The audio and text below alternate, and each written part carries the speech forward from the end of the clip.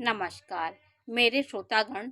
मैं आज आपको तिलक लगाने के बारे में जानकारी दे रही हूँ कि किस उंगली से किसको तिलक लगाना चाहिए।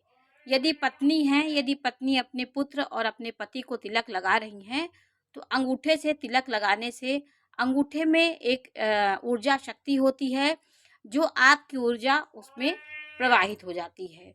तो अपने पति को या पुत्र को यदि कभी आप तिलक लगाएं तो अपने अंगूठे से, दाएं हाथ के अंगूठे से तिलक लगाने से उसकी शक्ति बढ़ती है। आज्ञा चक्र में जैसे ही हमारा हाथ पड़ता है तो हमारी शक्ति उसके ऊपर लगती, हमारे अंदर की दुआ होती है जो उसे उस तिलक में आ जाती है। तो ईश्वर का आज्ञा चक्र जो होता है सामने, यहाँ से लेके ऊपर वो लंबा तिलक हम लगाते हैं।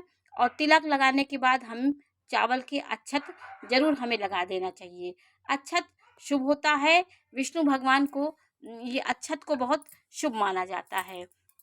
हम गुरुजनों को जब तिलक लगाते हैं तो अनामिका उंगली से लगाना चाहिए। जैसे पूजा पाठ करने हम बैठते हैं तो अपने अनामिका उंगली, जिसको रिंग फिंगर बोलते हैं, जो मध्यमा के बगल में होती है, जो सूर्य की उंगली उसको बोलते हैं, उस उंगली से हम ब्राह्मणों का, गुरुजनों का तिलक लगाते हैं। वो लगाने से हमारा सूर्य प्रबल होता है, हमारा सूर्य ग्रह मजबूत होता है और हमारे गुरु की कृपा हमारे ऊपर होती है।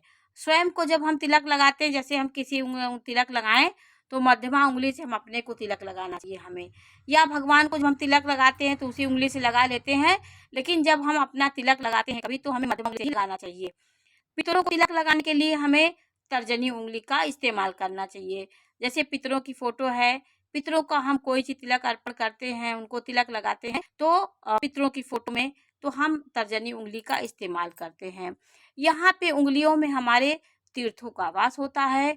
हमारे ऋषि मुनियों की जो परंपरा है, जिस प्रकार की परंपरा उन्होंने बनाई है, वो हमारे लिए हितकारी है। उसमें विज्ञान छिपा हुआ, उसमें ऊर्जा छिपी हुई है, उसमें अनंत ज्ञान छिपा हुआ है।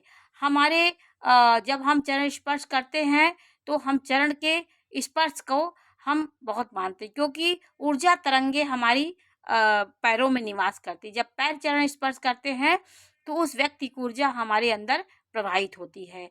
विंध्याचल में ये प्रथा थी कि व्यक्ति के पैरों के अंगूठे का स्पर्श किया जाता था, तभी वो चरण स्पर्श पूर्ण माना जाता था। ये बहुत बड़ा विज्ञान है। चरण स्पर्श का महत्व है, जब हम झुकते हैं तो उसकी एनर्जी